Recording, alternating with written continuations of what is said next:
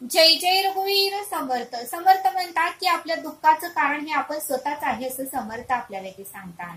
समर्थ म्हणतात की काही वेळा आपल्याला एवढं त्रास होतो, एवढं संकट येतात, एवढं रोज प्रत्येक समस्याला सामोरे जावं लागतं आणि रोज डोळ्यातून अश्रू येतात. त्यावेळी जीवन जगू वाटत नाही आणि आपण परब्रह्माला एकच प्रश्न विचारतो की हे परब्रह्मा ईश्वरा, माझ्याच आयुष्यात दुःख का, माझ्याच आयुष्यात संकट का आणि माझ्याच आयुष्यात वेदना का. त्यावेळेस समर्थ म्हणतात की त्या दुःखाचं कारण हे आपण स्वतःच आहे आणि त्या दुःखाचं कारण हे आपलं कर्म आहे असं समर्थ आपल्याला ते सांगतात. आणि म्हणून समर्थ म्हणतात की दुःखाचे 3 कारण आहे. एक म्हणजे आधी आध्यात्मिक, दुसरं म्हणजे आधी भौतिक आणि तिसरं म्हणजे आधी दैविक. आधी आध्यात्मिक म्हणजे मन आणि शरीराद्वारे होणारे त्रास आणि आधी भौतिक म्हणजे मित्र, परिवार, नातेवाईक, प्राणी मुंगे यांच्यापासून जे आपल्याला त्रास होतो तो म्हणजे आधी भौतिक. आणि आधी दैविक म्हणजे देवाच्या आदेशानुसार आपले जसे कर्म आहेत त्यानुसार देव आपल्याला फळ देतो ते म्हणजे आधी दैविक असे समर्थ आपल्याला ते सांगतात. आणि म्हणून समर्थ म्हणतात की आपल्या दुःखाचं कारण हे आपण स्वतःच आहे. दुःखाचं कारण शोधत बसू नका. दुःखाचं कारण आणि सुखाचं कारण आपल्या स्वतःकडेच आहे असं समर्थ आपल्याला ते सांगतात. समर्थ म्हणतात की सौंदर्य ही कायम राहत नाही, त्यामुळे कुठल्याही प्रकारचा अहंकार करू नका.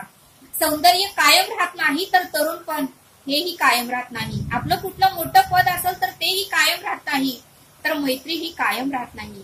आपल्याकडे प्रॉपर्टी संपत्ती असेल तर तीही कायम राहत नाही. कालांतराने त्याच्यामध्येही सतत बदल होत राहतो असं समर्थ आपल्याला ते सांगतात. म्हणून समर्थ म्हणतात की कोणत्याही गोष्टीचा अहंकार करू नका आणि कोणत्याही गोष्टीचा मीपणा बाळगू नका असं समर्थ आपल्याला ते सांगतात. समर्थ म्हणतात की मोबाईलमध्ये स्टोरेज फुल झालं तर आपल्याला व्हिडिओ मेसेज डिलीट करावे लागतात. त्यावेळेस मोबाईल व्यवस्थित आणि उत्तम चालतो, नाहीतर मोबाईल मध्ये बंद पडतो असं समर्थ आपल्याला ते सांगतात. तसं समर्थ म्हणतात की त्या मोबाईलकडे जाऊ नका, आपल्या देहाकडे या. आपल्या मनामध्ये ही नको असलेले विचार आपल्याला काढून टाकता आले पाहिजे, डिलीट करता आले पाहिजेत. उत्तमाचे सतत जर विचार करत राहिलो तर आपल्याला सुख प्राप्त होणार आहे असं समर्थ आपल्याला ते सांगतात. आणि ते समजावून सांगण्यासाठी समर्थ आपल्याला एक बोध देतात. समर्थ म्हणतात की नारायण नावाचा एक व्यक्ती होता आणि तो व्यक्ती त्यालाही खूप दुःख होतं, त्रास होता, वेदना होत्या, रोज समस्याला सामोरे जावं लागायचं, रोज त्याला त्रास होऊ लागला होता. एके दिवशी त्यानेही ठरवलं की आपल्या दुःखाचं कारण आपण आपल्या गुरुदेवांना विचारूया.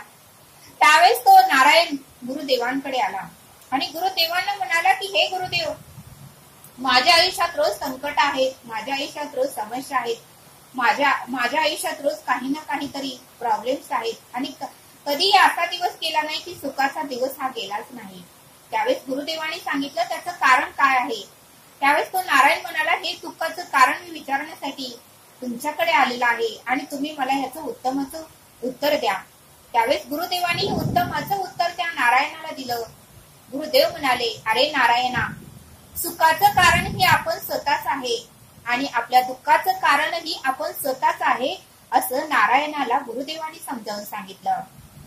त्यावेळेस नारायण म्हणाला, गुरुदेव मला पटवून सांगा, मला तुमचं काहीही कळत नाही. त्यावेळेस गुरुदेव म्हणाले, अरे नारायणा, आपण जर बागेमध्ये गेलो, बागेमध्ये गेल्यानंतर फुलांच्या झाडापाशी गेलो, त्यावेळेस फुल हे कळी असते सुरुवातीला, त्यानंतर दुसऱ्या दिवशी त्या कळीचं फुलामध्ये रूपांतर होतं आणि ते दिवसभर इतरांना सुगंध देतं आणि नंतर मात्र संध्याकाळी हे सुकून जातं आणि दुसऱ्या दिवशी मात्र हे जमिनीवर पडतं आणि मातीमध्ये मिक्स होऊन जातं.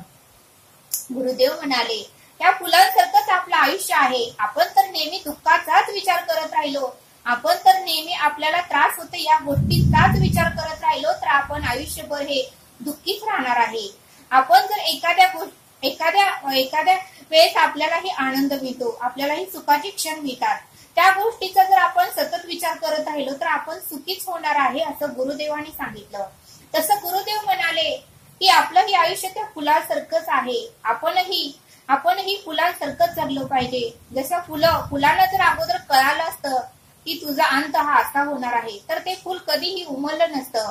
पण त्याला अगोदर परब्रह्माने सांगितलं की तू कळी होणार आहेस, नंतर तुझं फुलामध्ये रूपांतर होणार आहे, तू इतरांना सुगंध देणार आहे, तू परमेश्वराच्या चरणी जाणार आहे आणि नंतर मात्र तुला मोक्ष मिळणार आहे असं त्या फुलांना सांगितल्यामुळे ती फुलं आनंदित झाली तसं ते गुरुदेव नारायणाला म्हणाले, आपलंही तसंच आहे. आपलंही आयुष्य इतरांना आनंद देण्यासाठी आपलंही आयुष्य आहे. आपणही कुणासाठी फुलांसारखा सुगंध देण्याचा प्रयत्न केला पाहिजे, इतरांना हसवण्याचा प्रयत्न केला पाहिजे. इतरांना सुख देण्यासाठीही आपण या जगामध्ये आलेलो आहे. आपण जर नेहमी दुःखाचाच विचार करत राहिलो तर आपल्याला दुःखच प्राप्त होणार आहे, असं गुरुदेवांनी नारायणाला समजावून सांगितलं.